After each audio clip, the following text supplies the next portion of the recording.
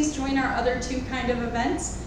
So our social events are going to be our more lighthearted, nicer, you'll leave with more friends type events. We're going to do happy hours, sand volleyball in the park, that kind of thing, at least once a month. On top of that, we're going to have our political events, which are going to be more action-oriented. So that's going to be talking about our door knocking, our debates, and being able to listen to the candidates once we're getting into this election season, which is upon us. Shockingly, this year went by so quickly. And then our educational events, like I said, are more like this, probably smaller. Yes.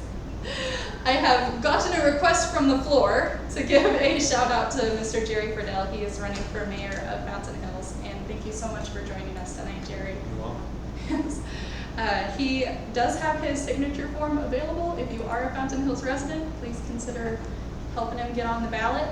We are so appreciative of Jerry's support of the Young Republicans organization as a whole, but especially of our local organization.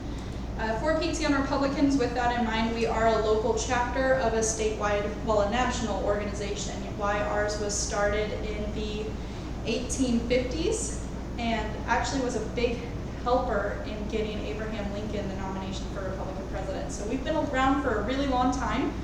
We are the young branch of the GOP, and we're basically like a special forces group to get the work done, to get good candidates in office. You need youngies to door knock has been the joke that we usually tell of why ours was considered necessary by the GOP as a whole. But with that, we are very closely partnered with the state party, but we are a separate organization. So AZYRs, and then under that is Maricopa County YRs, and then under that is us. We also have the East Valley chapter, a Scottsdale chapter starting up, and maybe a couple others down the pipeline. We just started one for Pima County, so Arizona Young Republicans has been growing exponentially for the past couple years. It has been really exciting to be a part of it. The new Pima County chapter just had their launch party about a week before we had our launch party last Saturday. And we're working on starting a Coconina County YR. So if anyone has contacts with NAU students, please do let us know to see if anyone would be interested in starting the YR chapter up there. And I am running out of things to say, and thank you so much for your patience. The Young Republicans organization, it's really special to my heart, and I just appreciate everyone who wants to be a part of it, because for me, before I ran for office, I kind of needed that support system. I was on the college campus. When I interned, I had an internship with the Donald Trump campaign in 2020. And when that happened, and I enjoyed every second of it, but a few of my friends on the college campus found out about that, and I was down to about one friend, which is actually about why I met Alyssa, was because of a Facebook group of conservative women. So we were all kind of desperate for a connection in that time. It was such a tumultuous era of the political world with COVID, with the riots, every little bit of it, election season, it just became really contentious. And I think that the political climate has very much changed in the past few years, where it is a lot more emotional. And that's for better or worse, right? So for those of us that are young Republicans, yes, Jerry. How many members do you have, and what age group is it? Yes, so our age group is 18 to 40. And statewide, we have about 60 members. For Peaks Young Republicans, we are brand new, so we have about 6 at the moment. But if you're looking to join, we are only $50 a year, and we don't ask for more. We love more if you're willing to give it, but we don't ask for more than that. It's just $50 a year to be a member, and that gives you access to all of our different events. We do have some statewide or countywide events that'll be like $5 for members, $15 for non-members, or that kind of thing. But as far as Four Peaks YRs goes, at the moment, each of our events are free for members. And what is our socials?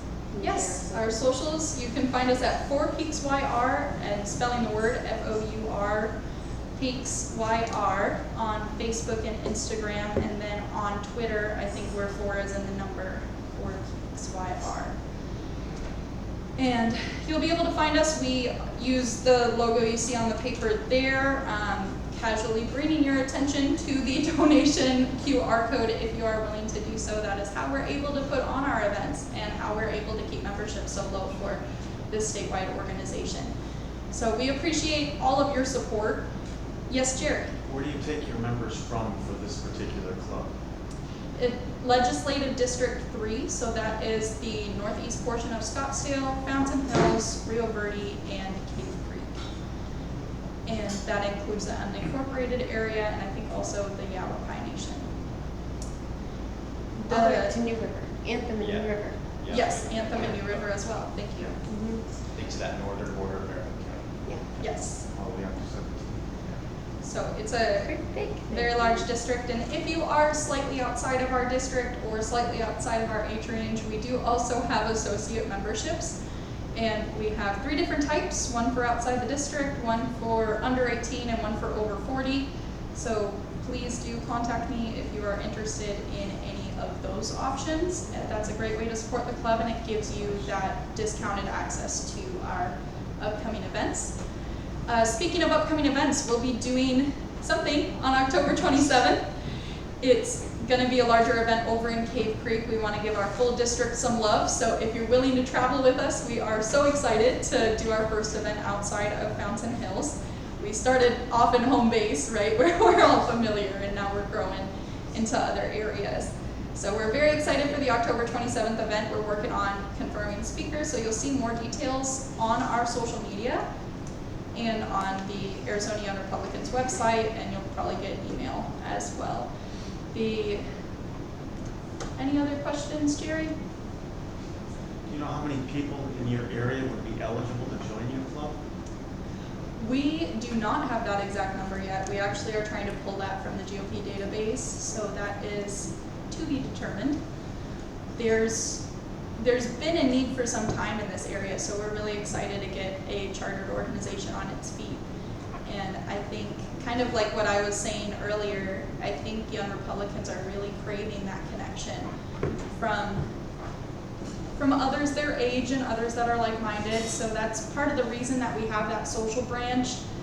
Come in, make friends, don't feel like you have to be working for a campaign or in office to join us. That's not the case at all. So we want to make sure you're making those social connections and building that network, but then on top of that, we'd love if you would join us for the action-based political events and get good, strong Republicans in office, and also those educational events that are specifically topic-based.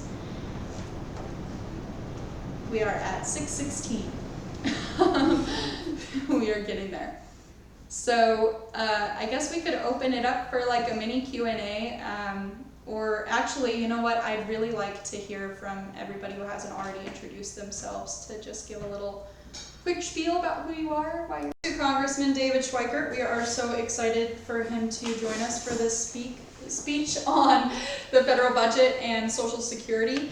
Congressman Schweikert is serving his 7th term in the United States Congress. He holds a seat on the Ways and Means Committee. Anyone here hasn't heard this 1,000 times? We've probably heard it. Anybody? Do you want the whole spiel? No? Yeah, I was like, Sure. yeah. Well, I know Why not? Yeah.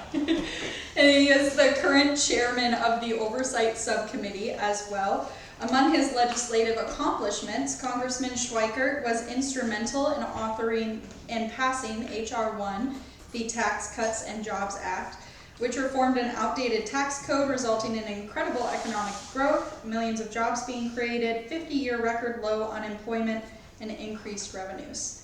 On top of this, he is a recognized authority on the federal budget and is probably one of the more accessible congressmen in the nation. That is more my opinion than a absolute fact, but I sure think so. So we're really excited to welcome him, and thank you so much for joining us, It also Congressman looks like they Schweikert. right at the street. Yep. You do realize my father was on the original development team, a company called Holly Development, which was actually the development of color. They were doing the Havasu, the West, Mountain Hills. So my dad's office used to be right here, but before Congressman began, it was on top of the Wigwam, which is the building across from the Sugar Bowl on Scottsdale Road downtown. So It's like a running joke in the family. It's to deal with my probation officer. I'm not allowed to leave Fountain Hills. Hey, does this clicker move the? There, If not, we would hope so, but I don't think so. So you can just kind of point to me. all right. Well, Nick, if we make it leave. If not, I did bring a clicker. If you want to try it. We're going to do this quickly and then do some more math experiments with each other. Look, you've had how many meetings so far? This is our second official event. This would be our first educational meeting. Okay. There was a time when I was a much younger man, and I started as a teenage Republican down in Sorrel High School and became a wire and things like that. The younger folks actually had incredible influence in this party because you couldn't do anything without them. You know, if you wanted to put up signs, if you wanted to do an event, you wanted to do this. We hit a time though where everyone got busy. You thought you could run politics through social media, and it became sort of, there was almost no human contact. And we have a problem, those of us on the more conservative side, I would argue we're ultimately the defender of your future, yet the vast majority of young people are now voting for the left. And the point I need to make is the wheels are coming off. If they're not technically off, and almost no one wants to talk about it because it requires this thing. It's really annoying. It's called math. And it's not a game. Today, if any of you watch interest rates, did you see where the 10-year was today? 4.5. There's a math model out there that was done by a handful of Portman's economists a couple of years ago, when Senator Portman, that basically said the trajectory we're going demographically, if U.S. sovereign debt were to hold 4%, not 4.5, 4, mathematically, it's over. And at the 4.5 we're at right now, if we were to hold that in about 22 years, I think is the model, every dime of U.S. tax receipts goes to pay interest. About what year? In about 22 years. And it's worth processing those. So we're going to walk through, but I need to do some. What's the primary driver of U.S. debt? Come on. Entitlements. Entitlements, but what within entitlements? Healthcare? Healthcare. Very good. We got old. It's not Republican or Democrat. It's called demographics. And that's the thing that enrages me is we get people who care so much more about winning the election than saving the republic. You know, if we just tax rich people more, okay, it's on my computer. I have a whole study. It talks about you can take all their income and you might get raw 2.5, adjusted for dynamic score about 1.5% of the economy. Do you know how much of the economy we're borrowing this year? The year we're in, the year we have another week. Now, and I'm sorry to do it this way, but this will make sense. We're at 9% of the economy is being borrowed this year. It looks like we're going to come in around 2.4 trillion. So the U.S. economy right now is about 26.5 trillion. We're going to borrow 2.4. There's one model that says we could actually get up as high as 2.5 trillion. The wheels fell off because a year and a half ago, we were only supposed to be about 800 billion, and the update was 1 trillion borrowing this year. And 3 whammies hit us. Healthcare costs exploded. Remember, Medicare is the single biggest growth of U.S. debt in the United States. From today through the next 30 years, 75% of borrowing is Medicare. The other 25% of borrowing over the next 30 years is if we choose to backfill Social Security. There are moral obligations. We make promises as a society to each other. We were going to cover these things. We just don't have the money set aside for it. And so you think about those. So what are the 3 things that went crazy this year? I I just gave you one. Healthcare costs, looks like Medicare may be up as much as 20% this year. Interest rates. We're constantly having to try to recalculate, but we may be spending as much as an additional $180 billion on top of this year.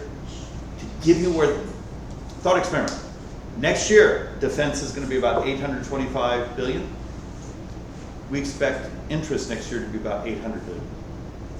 Next year, interest will be almost identical to the entire defense budget. Third thing that happened is tax receipts have fallen rather precipitously. I mean, I think we're down about 9%, which is stunning because the economy is fairly healthy. We have done sort of a soft nationalization with the chips industry, with a lot of large green manufacturing. So remember, the federal government's handing out billions and billions and billions and billions of cash grants. If you want to build photovoltaics or if you want to build semiconductors, walk in the door, here's 15 billion bucks. So in the Keynesian model and those folks who were monetarists from a couple of years ago said, well, if we hand out lots of money, we're going to end up with this economy that grows and we're going to get all these tax receipts. Model's not working. We're handing out, we're living, if you ever heard someone that believes in modern monetary policy, we're living it. And it's crashing and burning. You got inflation. That wasn't supposed to happen. We've actually are handing out stunning amounts of money, or the Democrats, these are all Democrat policies. Our side all voted against them universally. And part of it is you're putting money out into the field to build factories that are now already out of date. It's the classic allocation theory of why, if you're going to put money to grow an economy or deal with stimulus, you don't do it through grants. Even though grants raise you lots of money, because now you got to talk to me, you got to engage in what my personal social policies are, but you do it through regulatory and tax policy. It says, screw you, go fight, go knife each other. Whoever has the best, fastest product that society wants, go build that. Right now, we're actually handing out billions of dollars to grow last generation, actually in some ways 2 generations ago, chips. And it's the classic problem with government is we know what we know today. The problem is we think we're arrogant and brilliant. We know what tomorrow is, we always get it wrong. So the slide that's up right now, did you do it? Mm-hmm. You're brilliant, you're good. That's what we're borrowing this per second. Now, one of the other reasons I want to be, I'm going to be a little bit jerky, but I've been on the phone all day with my economists and other things because I'm on the plane early tomorrow morning. So we're in the middle of the budget fight. And we thought we had worked out a deal to move the defense authorization budget. Okay, just the rule so we could start doing the amendments. And all of a sudden, a couple of people switched their vote. Now, one of them switched it because the National Defense Authorization on the appropriations, we've already passed the authorization bill. They voted for that. Now this is, so here's the authorizing, now we're doing the money. Has $300 million for Ukraine training. This is a program that started in 2016. It's there. Don't really care if you like it or don't like it, it's $300 million. Does anyone know how much $300 million is in today's world? Well, let's divide it. If you're doing $72,000 a second, and you multiply it by 60 seconds, come on, you're really good at math. It's about 88 seconds. Or, yeah, so no, 88 minutes. $300 million would be 88 minutes. That's the entire Ukraine spend in the defense authorization bill. So 88 minutes borrowing, not spending, borrowing. And there's the problem is, it makes great television, but insane math, saying, okay, fine, take it out. It's not even a rounding error when a bill is $833 billion. But people don't understand. You say millions, billions, trillions, and they just stare at you. Their brains, and normal people can't do that. So I'm trying to put some of these things in perspective. So Oh, I don't think you need any of that. Why is this slide so important? And we need to update it because it's now $100 billion off. You see this portion right here? This is what, you become a member of Congress, this is what you get to vote on. You vote on the discretionary. You vote on all the defense and all of the rest of what you think is government. So here's the State Department, here's the White House, here's, the Forest Service. That's in this, and it's actually really good. It's 1.8, but who's going to quibble? 100 billion. And then this is mandatory. This is Medicare. This is Social Security. Veterans benefits. That's formula. You don't get to vote on that. It's a formula. You reach a certain age, you get this benefit. You paid your 40 quarters, you get this benefit. Here's our problem. The borrow looks like it's going to come in at 2.4. Means every dime of government now is on borrowed money, plus about $400 billion of, let's call it Medicare, is on borrowed money right now. And for those of you who are on the younger side, if we can't stabilize this debt, your future is screwed. And it's that simple, because we're heading towards a time now, so about 30+%, a little over 30% of all government spending now is borrowed money.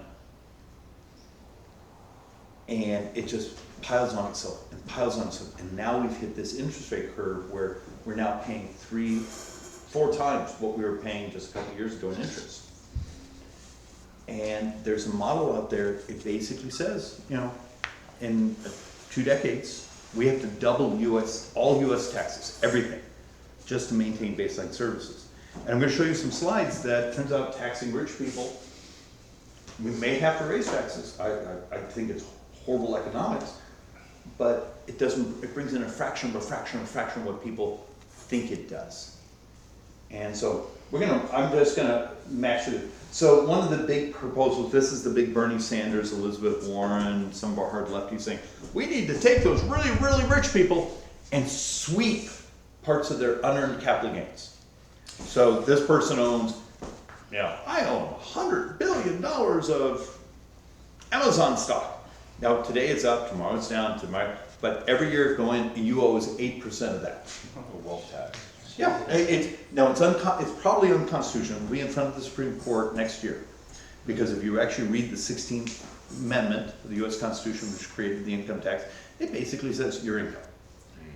So, but. Would you have to get an amendment in order to get that passed? Because the math on the actual economics of it don't really work. But it's more, we live in a society that's angry and deserves to be angry. Working men and women are poorer today than they were 10 years ago. It's math. And they're really poorer than they were 2.5 years ago. If you live here in the Phoenix, Scottsdale area, and you're the guy that's out there, hand drywall or doing this, unless your income in the last 24 months is on up 20%, you are poor today. We live in one of the epicenters of inflation. So, you ever go to a meeting and there's just people who are just angry? Damn it, they probably have the right to be. They may not completely understand why life has gotten so hard for them, but at some point it is the economics. And those of you who are a bit better educated, who understand the economics of that, our moral job is to find a way that everyone gets prosperity. And we don't do that right now. We're busy knifing each other. But here's the punchline. The tax would only produce, and this should be $1 billion, about $137 billion a year.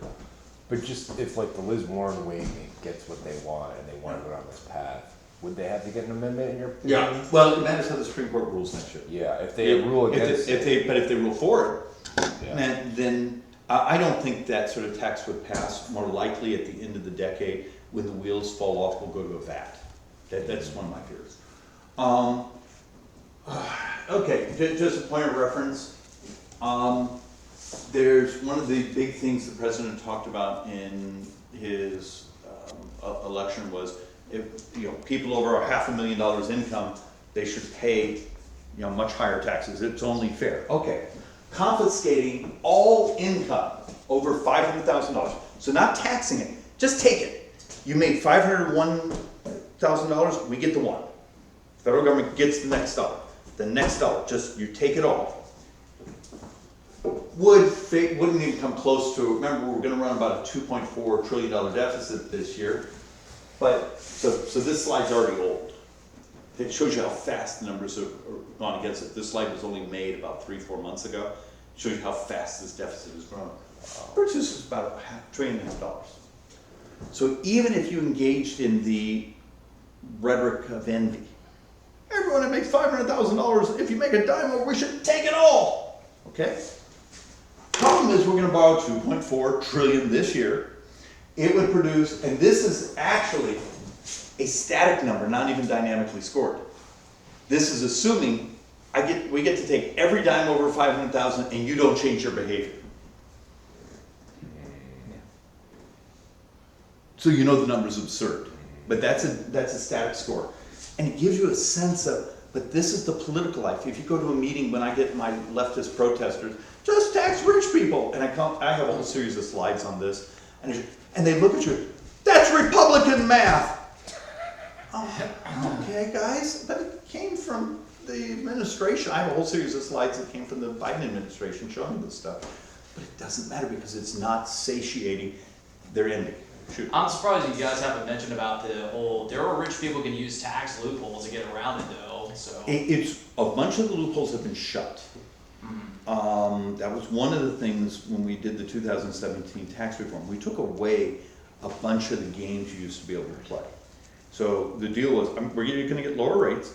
You do realize today's tax code, the Republican rewrite of the first time rewrite the tax code in 37 years, is actually, don't tell anyone because it will drive some people nuts, actually more progressive than the old Democrat tax code. Rich people pay a higher percentage of the federal income tax burden today than they did prior to 2017. But you're not allowed to tell a Democrat that because they just stare at you. No, it was for the rich people. No, that's not the math, actually.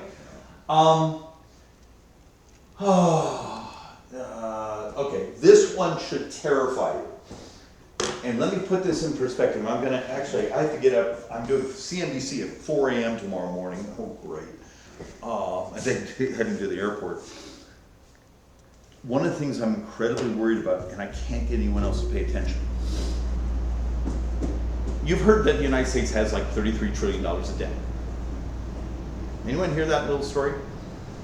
Okay. The actual mechanism within that is a big chunk of that is borrowed between trust funds. So we're Treasury, you're Social Security, you have $1 trillion, we're gonna borrow that, we're gonna pay you interest. But publicly, we have to go to the public right now, and it's about probably about 26.5 trillion, 26.4, something like that, is what we call publicly held debt. Those are bonds we have to sell. Please will you buy our US savings bond? You know, our treasuries, our paper, our notes. And there's a definition for note if it's under a year, you know, those things. US curve is about 66 months if any of you are finance majors. Next year, we have a little problem. A bunch of paper that was sold all the way from the Obama administration through Trump and now the first year is short of the curve, meaning we have to refinance it. So we're going to bring, this is all paper we have to refinance, and then we're just estimating $2 trillion of new issuance and make, you know, that's the running estimate for next year's debt. You do realize that puts us on the street in the fiscal year 2024 for about $9.6 trillion. Now, some of that's a roll. You know, it's, hey, here's your money, would you like to buy a new one at the higher interest rate? But my point is, some of this is sitting just a little over 0, and we're gonna roll it out close to 4. We have to refinance just a little less than $10 trillion next year. Two is issue, everything's refinanced, issue next year at these new higher interest rates. That's what we're trying to calculate because almost none of the members of Congress understand, have been working on our interest rate fragility, the fact that these rates moving against us makes a huge difference when we're looking at this coming. Why did Treasury not take advantage and go long in the curve Don't, the last couple of years? don't It drives start, me crazy. don't start me. I've had this fight with Lou, I've had this fight with all of them, saying, you know, I mean, I was trying, please listen, I had whole speeches and debates on, with the Treasury Secretary. And I need to disclose, Yellen's a friend. I've known Yellen before she was even Fed president. But the Yellen today is not the Yellen I knew when she was at the Federal Reserve. It's like instantly she had become an ideologue. You think They she's screwed better up. at the Fed than she is now? Yes. Okay. Yeah, because remember, she's also a labor economist. She's not a monetary economist. So she always had some weird understanding. Because, you know, monetary policy was not, unlike Bernanke, who was a pure monetary economist. Sorry, I don't mean to geek out, but you're a smart group. They didn't want to go longer on the curve because it would cost a little bit more. But there's always this thing called a black swan, and you're living it right now. A few hours ago, the 10-year was touching 4.54. We're hitting now interest rates we haven't seen in, what, 16 years on US 10 years? We're crushed. I cannot, because of this, if we don't see a substantial retraction of interest rates and we're bringing just under 10 trillion to market next year, this changes a lot of our economics. And why it's important to someone like you, if you're playing mayor and you get certain federal money, you know, whether it comes through the state or the county, next couple of years you're not going to get it. We just aren't going to have the liquidity. So I have another question. Knowing all that, the 9.6 trillion, does that scare any buyers off? Actually, the fact of the matter that interest rates are up. Yeah. That is a symbol of Less demand. belief either inflation stays higher longer, or that there's starting to be a tiny risk premium in U.S. sovereigns. Because ultimately, remember, when we hit the stress moment, the currency doesn't blow up, the bonds don't blow up. We own the printing press. You turn on the printing press and say, here's some fresh, crisp dollars. Here's some fresh, crisp dollars. We print our own way out. Now, it doesn't mean you set off inflation and anyone with savings gets wiped out, and you wipe out retirement class, you wipe out young people's ability to ever buy a house, but that's the way it's always been. We own the printing press. It doesn't collapse. So people that own hard assets do fine. They stay safe. Everyone else loses everything. And okay, now back to the thing that's so hard for people to want to talk about because it's different than rhetoric. You pay into Social Security. You're an average couple. When it's all over, do you get your money back? Okay, average couple in America gets all their money back in Social Security and about $72,000. Now, if you've been allowed to just take a little portion of it, you know, what is it, back when George W. was saying, how about if we let younger people just take 25% of it and put it in a sidecar account? You would be dramatically wealthier today, dramatically. But AARP, the Democrats, others went nuts. Oh, they're trying to privatize, so we didn't do that. So today you get all your money back plus $72,000. Crap rate of return. Crap rate of return. Well, I've done, yeah, it's a fraction of a percent. I mean, it's just because it's long for the time. But it's Medicare. That's my math problem. And I have a couple slides on this. So the average couple on that Medicare Part A trust fund, puts in $180,000. And this now, the newest number on here, is starting to approach $700,000. So you put in about 180, you're going to take out around 700,000. So Social Security is, my problem is I have too many beneficiaries to workers. And at the end of the decade, I have like for every one retiree, I have like 2.2, 2.3 workers. So, you and your spouse have a retiree at the end of the decade. But the Medicare here is my finance crisis. There's a way to take this on, and some of you have seen I've done a full presentation. What's the single biggest thing you could do to save Medicare and the U.S. sovereign? Stabilize U.S. debt. Deregulate healthcare. No, you have the third-party payer system. As long as you have third-party payer, it doesn't, you've already screwed up the economics of it. It turns out it's obesity. Is it obesity and diabetes? Yeah, obesity. I'm not surprised to see that. And I can make a moral argument.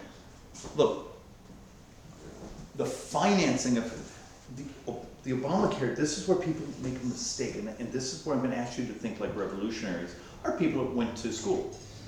Choose which one. The ACA Obamacare was a financing bill, had nothing really to do with healthcare. It's who got subsidized and who paid. The Republican alternative was who got paid and who got subsidized. Medicare for All is those are financing bills. There's not about what you pay. Should you be allowed to use, should you be allowed to use this with the thing on your wrist? Remember, there's now they've started to exist. These things on your wrist that also have blood glucose in them.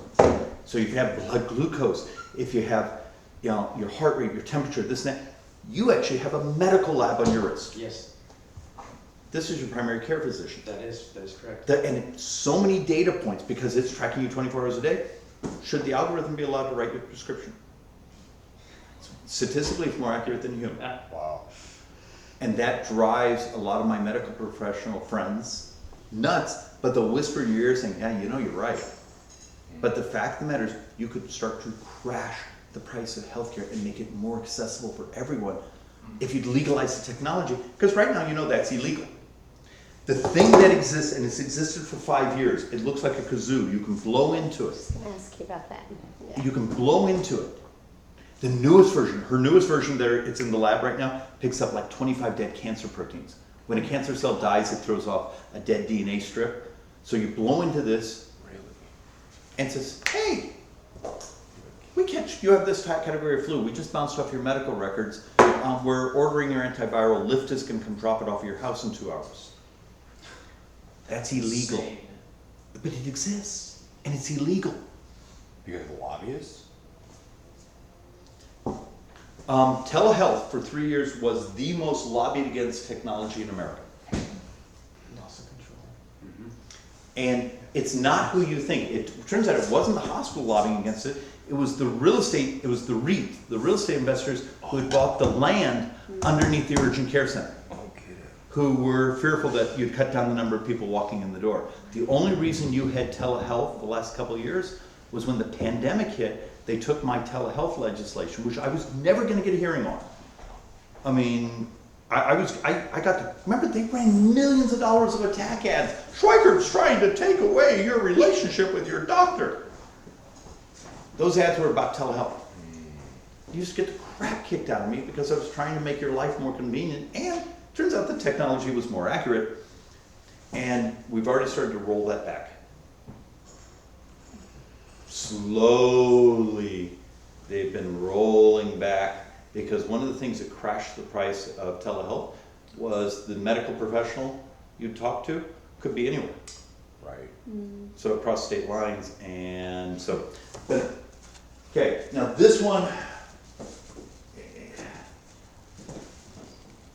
these are new slides to me because I got tired of trying to explain to people percentages of GDP, and you're going to take a 25% cut in your Social Security. No one understood what that meant. You're an average couple in America, and this is really important to you as being on the younger side. In 9 years, the Social Security Trust Fund is gone. Average couple in America takes a $17,400 cut in their Social Security check. The next day, we double senior poverty in America. It's immoral. It's absolutely immoral. We already have a crisis right now with baby boomers ending on the street. If you've been seeing some of the stories of senior baby boomers because they weren't prepared, because they didn't save enough, and now their rents are going up. It's one of our biggest growth. It turns out it's not another fentanyl addict. It's a baby boomer who can't afford their rent, and they're now 70. I mean, it's immoral what's going on. But this hits us. This is 9 years from now. You know, that may not mean a lot to you. Remember, all of defense is $800 billion. To give you an idea of the scale of this. And here's my problem. I'm going to skip a couple slides and maybe come back to it. Let's see if I have this, because this is important. So, these are getting a little complicated, but if I took what I did a debate. I was the only idiot Republican showed up, and I had like 6 Democrats. And it's one of those, Politico does. And they had no idea. They made up their math. So their proposal was, anyone who makes $400,000 and up, you lift the Social Security cap. Okay? So right now, you pay the 12.4% FICA for the Social Security portion. Then there's the other portion that's unemployment, Social Security, Medicare. So that's up to $160,200. You create this donut hole, and then once you hit $400,000, the next dollar up, you pay the 12.4%. And you get no benefits for it, but you pay it. That was the Democrat solution. They lost their minds when I brought this slide and said, okay, let's do that. Turns out it only produces $80 billion. Did anyone remember something here? What's my shortfall the very first year? $616 billion, right? And the solution brought to me by my Democrat brothers and sisters covers $80 billion. Has anyone noticed the math problem? 80 is less than 616. So we went back and said, and I did the math for them and said, hey, let's do this. Let's actually, oh God, I don't know if I actually have this slide attached here. Yeah, I have this one. Let's see. Yeah, I can do it off the top of my head. So if you get rid of the cap on Social Security completely, just say, hey, you get benefits up to 100. Your benefit calculator is up to $160,200, but that you keep paying the 12.4% tax on that for every dime, but you get no benefits from it. It covers 168 billion of my 616 shortfall. So it covers 20%. Helping you try to understand. That's 12.4% on all income. And I only get $168 billion out of it, when my shortfall the first year is 616. There's this lack of understanding, that great rhetoric, tax rich people. Okay, but I can't make the math work. I don't want to run you through my, okay. My GDP calculators, and my last one. Just understand, if you decided to just remove the cap on all FICA, so this is also the unemployment, this is also the Medicare, so remember, 12.4 is your Social Security portion, you go to the 15.3, that's everything. And this is a static number. This is not with the dynamic scoring, it loses like 40, 50 billion. If I come here, eliminate FICA cap, 15.3% payroll on all, and this is from the Social Security Administration, it would produce me about 218 billion in total receipts. Total receipts, that's no capital. Everyone's now paying, so that's functionally, once you hit $160,200, you're still paying another 15.3% on all people income. I get 218 billion. Anyone see the math problem? It's not mathing right. Well, no, we may do that, but it doesn't close the gap. Yeah. Mm-hmm. It doesn't get you anywhere near it. Now, here's my punchline. In 4 years or so, the Transportation Trust Fund's gone. Now that's easy, that's, 35 billion.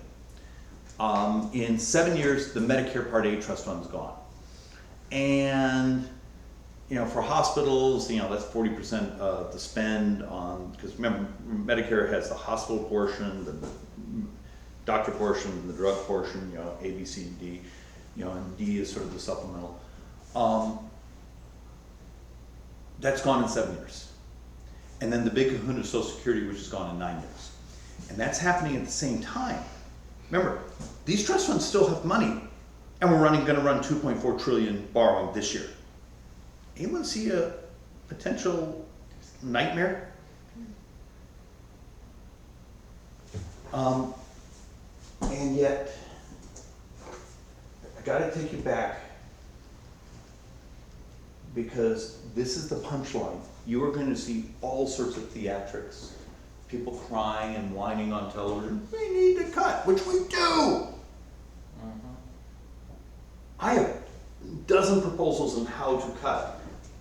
And all the cuts are gonna make people really cranky. But all the cuts we're talking about are within here. And if you just remove defense, okay, there goes 835, 36 billion of this I can't touch. So the rest is in the non-defense discretionary. And now you have to do the real, much more difficult economics. Bloomberg Intelligence, which actually has some amazing data systems. People don't realize, when you, have anyone here ever worked on a Bloomberg terminal? You know, the big data terminals? All right, I spent a couple of years of my life in front of one. It is stunning. It's also $12,000 a month, but they're stunning, the data. They actually have a whole building full of economists, and one of the greatest econometrician models. The Tax Foundation and the Joint Tax have these huge computers. They put in 100 years of data, this and that. Their two economists actually had a miserable outlook for this decade. People were making fun of them because they had, at the end of the decade, if things didn't go just right, they had us at 13% of debts every year to GDP. Crazy, because CBO said only about 6 to 6.5, but this year we're doing 9. So, but the thing that was fascinating, their data, and this is, and then we're going to do questions. The debt ceiling deal for the 2024, we're supposed to cut $100 billion out of discretionary. All right, I know I could do it. They also said it would slow down GDP growth by 0.5 point. It's not a free option, because you start to pull out some of that government spending. It does come back because that capital starts to move back into, but for that immediate time when you pull it, you're going to slow down immediate GDP. And there becomes part of how complex the math is getting and how difficult this is we as a society have to cut spending. We don't have a choice. We don't have the cash. It's a whole, so every dime is borrowed now. But when we do that, we have to also understand there's economic effects to it. It's not a free option. So burn this one into your head. This is the great battle right now. And what starts in about a month? Did any of you sell retirement products or were in the financial world? Turns out 65 years ago was one of the peak years in the baby boom. Starting next year, starting next month, 12,000 Americans turn 65 every single day. Do you remember that slide I showed you on Medicare? Saying this couple 180 in, about 700 out. Every day, take that gap and multiply it by 12,000. And now you understand the real driver of U.S. sovereign debt. Remember, and maybe we should, every dime foreign aid, let's just get rid of it. It's about 11, 12 days of borrowing.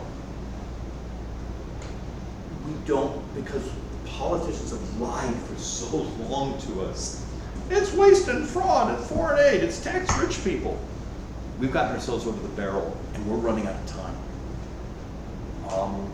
Remember, I have 5 PhD economists who work for me because I chair the Joint Economic Committee on the House side. We can make the math work. We have a path to stabilize debt to GDP. But you can't just do one thing. This is my close. This is why it's so hard, and you need people capable of thinking. If you're someone that sees a tweet that's a complete made up, oh, we found this, oh, the world, it's a solution. They're lying to you. They're selling you clicks. To save the country, you need people capable of thinking, because it turns out, if you want the math to work, you gotta fix immigration, but you gotta fix the adoption of bringing cures to market. Well, it turns out over here, you need to not be afraid of AI technology. You don't have a choice. You have to have it productivity. Well, over here, you need a revolution in parts of health or in education. But over here, our fertility rates have collapsed. Remember, we now are at European-style fertility rates. We may come in at 1.62 this year. That's Europe. Our fertility rates have collapsed. So we're not gonna have a generation of young people to backfill to grow the economy. So we're gonna have to use technology. And it turns out we have a list of about 24 attributes. And every single one of them is a big ass piece of legislation. And you have to do them all at the same time to make it work. And I work in a profession where if you can't say it in about 20, 30 seconds, no one's listening. You know, all of you have been to Republican meetings. How well can we do complexity and a bunch of people who are just angry? Welcome to my job. All right, that's my pitch. Questions, comments? Anyone want to take up drinking? Shoot.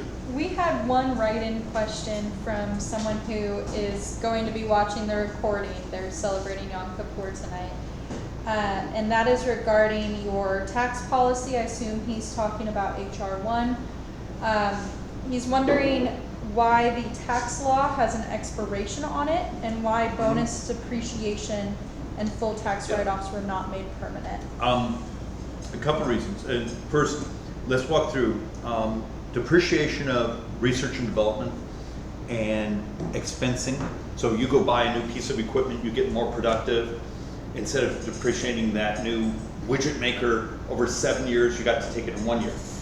So it's not a tax cut, it's a timing effect. The government still always gets the same amount of money. You know, it's a small adjustment because of time. But it's, you get it, and what we found is, if you let people say, I bought a piece of capital equipment, we got this much more productive, the cycle of buying capital equipment gets shorter and shorter, because to compete with everyone else that's buying capital equipment for productivity. So in 2018-19, first quarter of 2020 was the first time we started to see productivity spike, because we had this thing called expensing. You buy a new truck for your business, you got to write it off immediately. You didn't get to have to depreciate it. It's not a tax cut, it's a timing effect. But I live in a world called a 10-year window. The reason all these things had to be designed with an expiration is we couldn't get 60 votes in the Senate.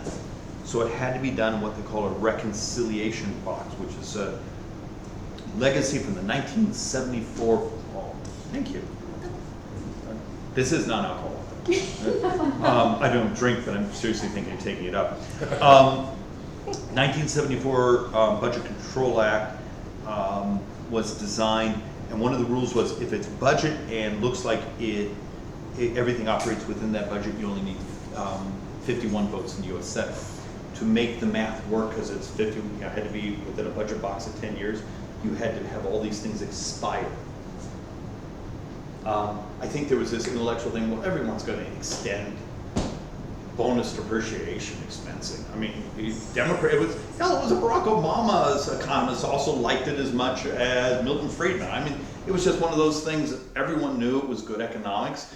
And research and development, I mean, you know, we need productivity, we need breakthroughs. Everyone says, why make them depreciate it over 7 years? Let them do it. Now it's being held hostage. And they all expire. So expensing is already expiring. Every year it goes down 20%. So next year I think it goes down to 60%. Research and development's already gone. Expensive. Stupid economics. Welcome to my modern politics. It's a long answer, but to explain it. One thing that you didn't mention about the entitlements that I've always wanted to know the answer to is, what's the math on increasing the age? If you took people that are under 50 or under 40 and said, you're no longer going to get a benefit at 65, it's now 75. Is there a mark where that actually makes the numbers work? No, it doesn't do as much as you might think. Because it doesn't solve the short term? Yeah, and you have to also design it, you have to think sort of morally, because you have people who've been planning, so, and we did that back in 1983. So you have to design also a timeline to get there. One of the things we were playing with last year before the president sort of blew up our work on trying to come up with a bipartisan Social Security deal was, how about on the short term, incentives? Saying, hey, you're 70, you want to keep working? You now only pay half the FICA tax. Turns out that was a good economic model. Because it brought more people into the labor market. They still paid some, but less, so they had an incentive to come into the labor. They became a more desirable employee. Because remember, we're collapsing demographically. Next decade, we have more deaths than births in this country. People don't understand, we're actually in real trouble. Remember, US fertility rate started to fall in 1990, and it's just accelerated. So there's actually about 18 or so attributes you would do if you were to design a Social Security bill. And some of them are incentives to stay in the labor force. You may actually say, look, in the future you might have to raise retirement age, but it's more complex. You have to design it with almost a shock absorber. Because what's happened the last 4 years? US longevity rates have fallen. No. You're a prime age male, you live shorter today than 4 years ago on the aggregate. Now some of that's drugs. Yeah. Turns out number one cause of that increase in mortality is obesity in America. Our brothers and sisters are dying. It's immoral. And then refinance it with our farm bill because we're idiots. So I do have a closing on the closing, but that's actually hopeful on that one. So, a comment and then a question. Social Security was never meant to retire on. It was meant to be one of the three legs of retirement: pensions, private investment, and then Social Security. Could there be incentives given to the private sector to fund more of your own retirement and get people off of expecting to get Social Security? And then my other comment. Okay, let's do that one first. Sure, Right. but it's not a free option. It's expensive.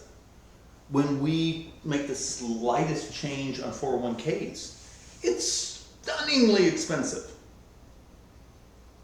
So, your second part. Well, with the advancements with AI, you've got fewer people contributing to the system. No. And I was going to relate that to the employment numbers too. Well, we actually, right now, at least the people who aren't fear-mongering and trying to sell you gold. Remember, if you see an ad saying, the digital dollar is going to wipe out America, or, AI is coming to take you out, buy gold. It's about selling you gold. Yeah. It's not about educating you, it's about selling you something. It's always about remember, it's always about the money. It's always someone trying to sell you something. If there's a pitch to take your money at the end of a thing you get, it's about them taking your money. The hope on something of chat AIs and those things is if I can get productivity up. And when I say I mean, I don't mean I personalize this because I worry about this day and night. If it steps up productivity, wages go up.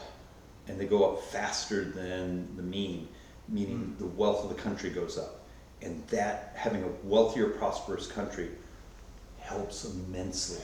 We need our brothers and sisters to be less poor.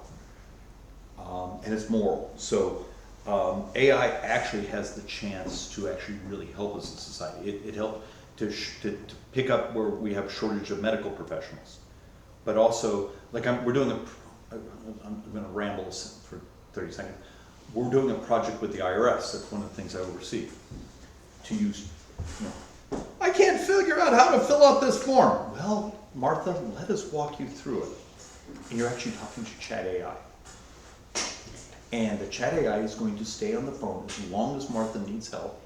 It's actually going to walk Martha on how to fill out the form. It's even going to send her a text message of a YouTube video of the form and a PDF if she needs to print it. And you can stay on the phone all day long with her. Because it's chat AI, it's not a human. And it can be in a comforting, professional voice, held. They even showed me one where it can actually be in Martha's grandma's voice. I mean, it's crazy the things these They can have do. that. What's the liability on that if it, It's accurate. It's, you know, what's the liability of talking to a human that makes a mistake? well, you don't have that human connection there, that's the issue. Well, but It sounds like it. you have no idea. When you call United Airlines, do you really think you're speaking to a human?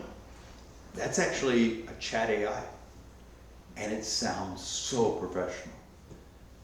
But the idea is, what would happen if it actually makes people's lives easier if we roll it out the right way? And it's back to our telehealth. What's the purpose of telehealth? Be healthy. It's not about making someone money. It's how do I make life more convenient? So, can I have an avatar talking to me? Because I'm old enough to remember a guy named Marcus Wellesby. None of you know that. I'm gonna have my avatar, and it can be reading my vitals. There's hope. There really is hope. I have knocked down hundreds of barriers and laws that are designed to keep people with the money. Washington D.C. is so much more, you think it's right versus left, it is, but it's mostly about the money. Sorry, did I give you a rambling answer? No. Well, you're supposed to say yes, but that's okay. Other questions? Only come? 30 Shoot. seconds. Hey, I did it as fast as I You could. were honest and told us you were going to do 30 Yeah. seconds. Other comments? I was cynical about this, so tell me where I'm wrong.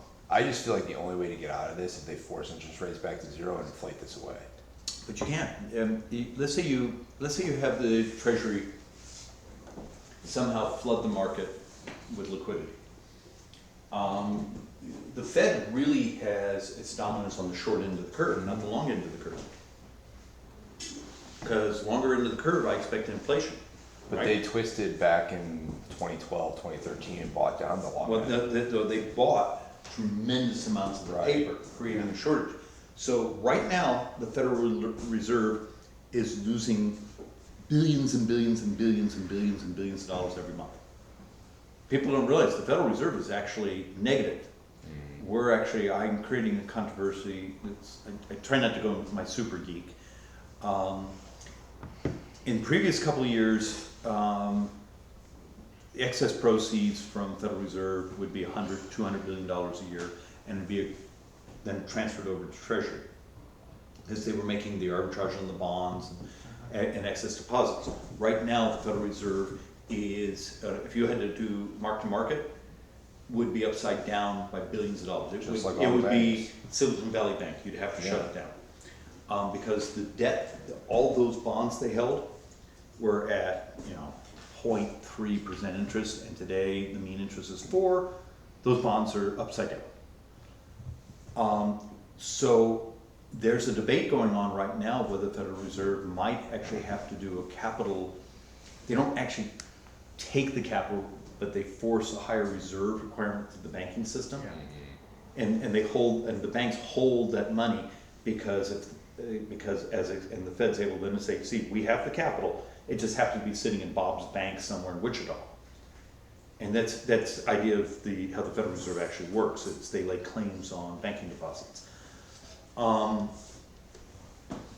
But that's the monitor's theory is we can just print and send it out the door. It set off inflation.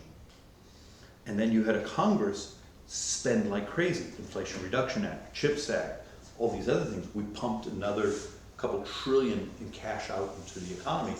At the same time, the Federal Reserve is trying to contract liquidity. We're spending it. And so in many ways, Congress is for inflation. The best economists now say half might have been supply chain COVID, half was just purely Congress of inflation. And to be honest about the math, so the arrogant class in Washington did this to us. They made America poor. Okay, I'll try to do this quickly. There is hope. And it turns out it's in your generation. And this is why I need you to think. First, I need you to think. I love my party. And please understand, I'm a conservative before I'm a Republican. And a lot of folks don't get that. You know, fidelity to the Constitution, fidelity to freedom. You know, my party is supposed to emblematic that, but if they don't, screw them. You know, my family, even though we're old-time Catholics, my father used to, truly used to preach to us that he believed God somehow touched the writers of the Constitution and gave them some divine inspirement. So, there's a certain moral aspect of, hey, this document's like really important, and the number of people who haven't read it, don't follow it, and who are still in politics. So, we're in the age of miracles. Do any of you have your phones? Let's do some fun stuff. Type in inverse vaccine. Looks like we have a way.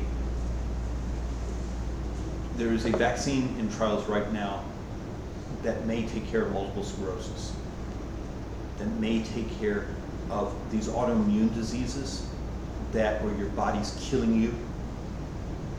Crohn's, I always mispronounce it. That sounds like fairy tale stuff when you actually say that. But it's here. The article should have come up, University of Chicago. Yes, it is from Life Science. Yeah, I have the journal paper and it's like this. And, as a young man, I worked on doing statistics for medical trials, and so I've been around this since I wish I had stayed as an actuary and finished that, because I love what I do and I hate this job all at the same time. But I show that as an example. We now have, it looks like a cure for type 1 diabetes, whether it be that, because remember, type 1 is your body attacking yourself. What happens if you can teach your body saying, hey, don't attack this? That's what that does. We also know how to replace islet cells now. One has already been approved by the FDA. What if I came to you tomorrow and said, we're going to do the most radical thing, and we can do it in about a 7-year period? Change the farm bill. We're going to stop poisoning our brothers and sisters, giving you an EBT card to go buy onion rings. We want our brothers and sisters. Salt River, Salt River PM Maricopa tribe here. It's a fairly wealthy tribe. I mean, it's actually shockingly well managed. I've lived my whole life alongside it. Second highest diabetes rate in the world. The sister tribe, Gila River, is #1. They're dying. Okay, turns out it's diet and genetics. And now we know that obesity actually does have a receptor in the brain. We used to beat up people, it's what you eat. Okay, it is what you eat, but it turns out we all have different types of receptors in the brain. That's what the GLP-1 drugs have actually proven. Change the farm bill, change our concept of nutrition. Number 2, the fact that you now have blood glucose bracelets. The ability, if we could society stabilize people pre-diabetic so they don't fall into it. Number 3, next year one of the GLP-1s, the Ozempic, goes off patent. The price is going to crash. What would happen if you took morbidly obese populations in Medicare, Medicaid, Indian Health Services, the VA, and gave them access to it? It's not fat shaming, it's actually fat loving. We're going to love our brothers and sisters back to health.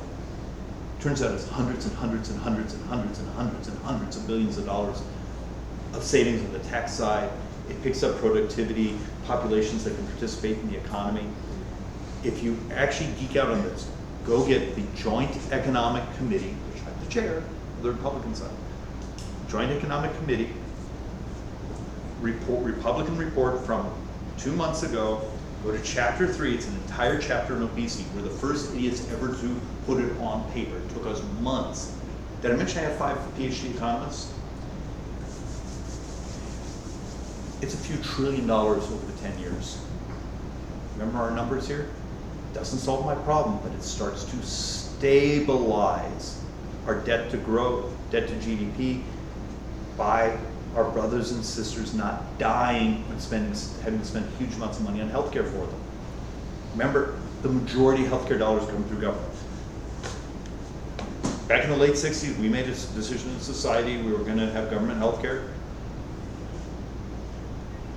Screwed up the economics, screwed up the incentives, those things, but as you say, it's not the model you build if you're a rational economist. And then for those brothers and sisters who their bodies don't produce insulin again, looks like by the end of this decade, we have the ability to replace their ability to make insulin. That's just one simple silo. And one of our models, that could be $5 to $7 trillion of savings over 10 years. That's just one. There's a dozen other things that you do at the same time. This could be another American century. I just people need not to be part of the idiot class. I need them to care about the survival of the country instead of their latest whim that they saw on Twitter or X or whatever the hell it is. But we have people who so desperately need the emotional gratification of, I saw someone who had a video of someone touching a ballot. Oh, okay, that was actually my grandma. And they fixate on the stupid while your country's burning. They fixate on things when your country is burning. Once again, remember our economists, if we don't really do something major in the next 4 years, the math becomes almost impossible. Welcome. Anyone else? If nothing happens, what do you think the outcome is? They cut or they? Oh, we'll cut some, and then we'll just start printing. Yeah, and then you inflate it away, right? Well, no, you collapse inflation, then runs a well over mean for 25 years. You almost have to make it about 35 years for the baby boomers to meet their reward, and then your demographics start to even out again. But by then,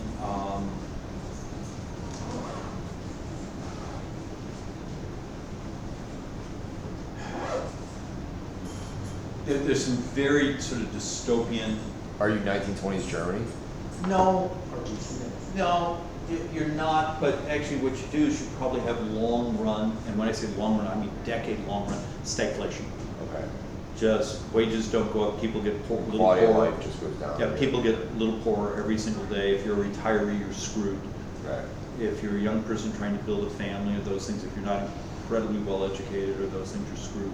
So it's a slow grind as opposed to. And I would argue that's much more immoral than even going through a steep, brutal recession where you clean out your non-performing and then you come back and you build back the society. This is the slow rot. And slow rot, I don't think with our expectations of the country, I think we'll lose our minds. And it doesn't have to, once again, it doesn't have to be that way. I just can't find, one of the reasons I do things like this, is I don't know how to find an audience that's capable of thinking beyond their latest emotional whim and start carrying, I mean, your youngest is how old? 10, And my youngest is how old? 1. So I'm insane. And my wife's exactly my age. Does my little boy, who was born with meth and fentanyl and all sorts of nasty, but he's doing great, does he deserve to live as well as I have?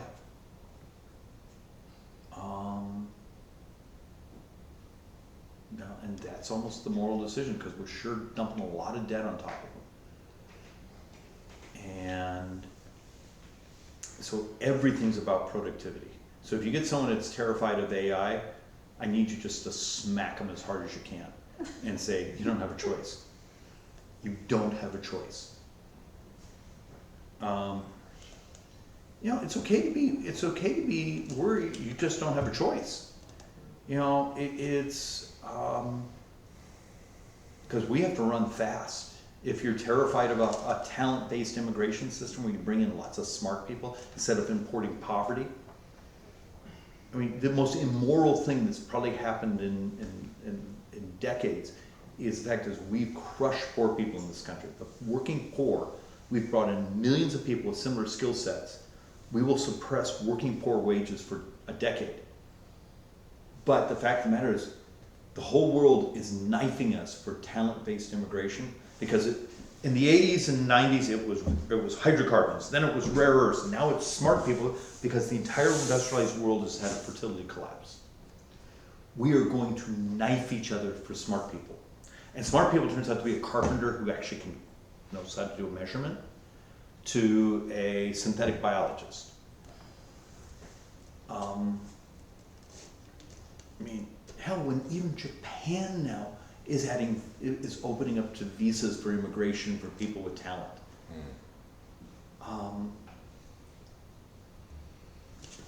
Since they are so struggling with declining birth rates. No, it's not declining, it's collapsed. Mhm. It's collapsed. But it's also, China is collapsing. Do you understand, demographically, China is just, it's stunning, the number. And there's an argument that one of the reasons China runs around the world buying a port here, trying to buy farmland here, this and that, is they need assets that will provide cash flow for the next 50 years, because they hit a demographic cliff because of what they did with their one China policy, and now their fertility rates still are collapsing. So they need annuities. In many ways, they're trying to turn the world into their annuity. Is it world domination? Well, buying farmland in Iowa is sort of stupid because the next day we can just condemn it. And we're taking it. So it's not a great, hey, we're gonna buy farmland and then we're going to own the corn. Yeah. But the cash flow is what they're after. And I think you need more people to think like economists and demographers, and you'll understand.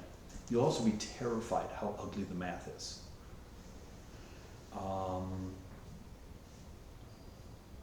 And with that, those are my happy words. I'm leaving. What's the point of basically no return? So you said there's It's no. more complex than that, because the fact of the matter is it's a derivative of interest rates, productivity, demographics. So it's actually a formula. So if someone says, in 4 years the world comes to an end, okay, yeah, there's a model that says 4 years it does come to an end if interest rates are over 4. But what happens if interest rates are 4, but all of a sudden we've hit a cure for this or that disease, or suddenly we've gotten more productive? It's like the miracle of overnight the internet started to change the economy, or now we have AI starting to change the economy. So there's hundreds and hundreds and hundreds of moving parts. And those of us in the political class, we're basically we're idiots because of our arrogance thinking we know the future. Our job is to build a foundation and get out of the way and let it work.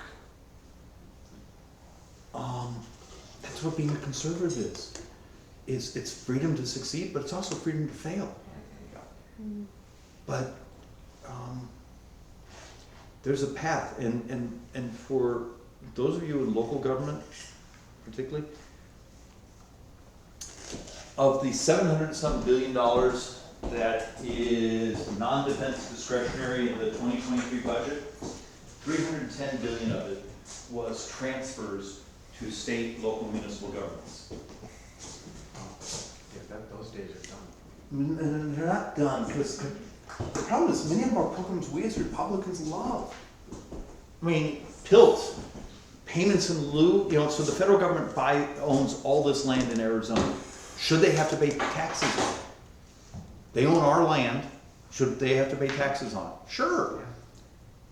But it's still federal money coming to the state and county. We want justice grants. We want more police. We believe in law enforcement. But should the federal government be sending money to a city, county, state that has its own taxing authority? Because that money we're sending, it's all borrowed. Every dime of it's borrowed. All the COVID money. All borrowed. Yeah. And there becomes, so I am going to soak myself in kerosene this coming week and play with matches, because I'm going to make that argument saying, those of you who love the 10th Amendment, remember there's this little amendment that the federal government's not supposed to do a bunch of this stuff? And you don't want to borrow the money, maybe we should stop borrowing here to send it to entities that have their own taxing authority. For my brothers and sisters on the left, it's every other sentence is raise taxes. Great, I gave you a chance. Turns out most municipal governments are controlled by Democrats. I'm going to give you the chance to fulfill your destiny. With that, will you sign this before you leave? Yes, bring it over here. And I'm going to send, and Joyce and I will send you some money.